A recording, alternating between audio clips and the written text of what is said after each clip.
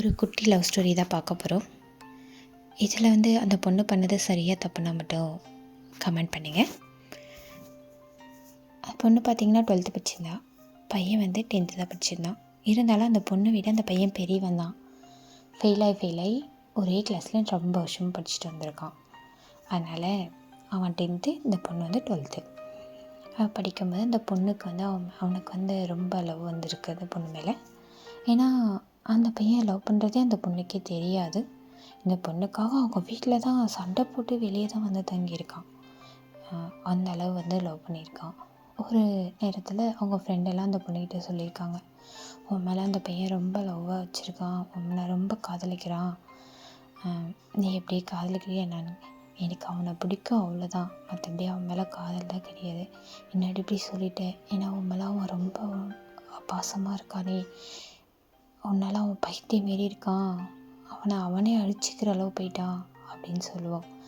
இந்த பொண்ணுக்கு என்ன பண்ணுறதுனே தெரியாது. ஏன்னா நம்மளால் ஒரு பையனுடைய லைஃப் வேஸ்ட் ஆகக்கூடாதுல்ல அப்படின்னு யோசனை பண்ணிவிட்டு அவன் ஃப்ரெண்டு, சின்ன வயசுலேருந்து ஃப்ரெண்டு, அந்த ஃப்ரெண்டுக்கிட்ட போய் கேட்டான், இதேமாரிடா என்ன ஒன்று யோசனை சொல்ல, அந்த பையனுடைய ஃப்யூச்சரும் வேஸ்ட் ஆகக்கூடாது அப்படி சொல்லுவான்.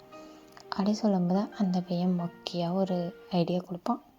இருந்தாலும் அந்த பொண்ணு அந்த ஐடியாவை யூஸ் பண்ணிட்டா தான், நீ வேற ஒருத்தவங்களை லவ் பண்ணுற மாரி லெட்டரை எழுதி வேற ஒருத்தவங்கக்கிட்ட கொடு, அவன் எதிர்க்க, அப்போ உன்னை லவ் பண்ண மாட்டான், இப்படியா இந்த பொண்ணு அப்படின்னு நினச்சிட்டு அவனே இது பண்ணி அந்த லவ்லேருந்து வெளியே வந்துடுவான், உன்னை வெறுத்துடுவான் அப்படின்னு சொல்லுவான்.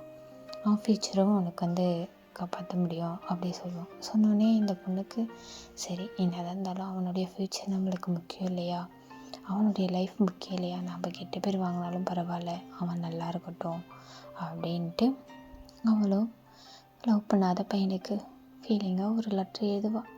என்ன லெட்டர்னே எழுதுறதுக்கு தெரியாது, இருந்தாலும் அவங்க ஃப்ரெண்டுக்கிட்டே கேட்டு எழுதுவாள். எழுதி ஏதோ ஒரு மொக்கையாக தான் எழுதி கொடுத்தவொடனே அவன் எதுக்காக கொடுத்தது அவங்க எல்லாருக்குமே தெரியும். பார்த்துட்டு அவனும் போயிட்டு இதேமாரி அவன் என்ன கொடுத்துருக்கா அப்படின்னு சொல்லி அவங்க இந்த பையன்கிட்டையும் சொல்லியிருக்கான், எல்லார்கிட்டையும் சொல்லியிருக்கான்.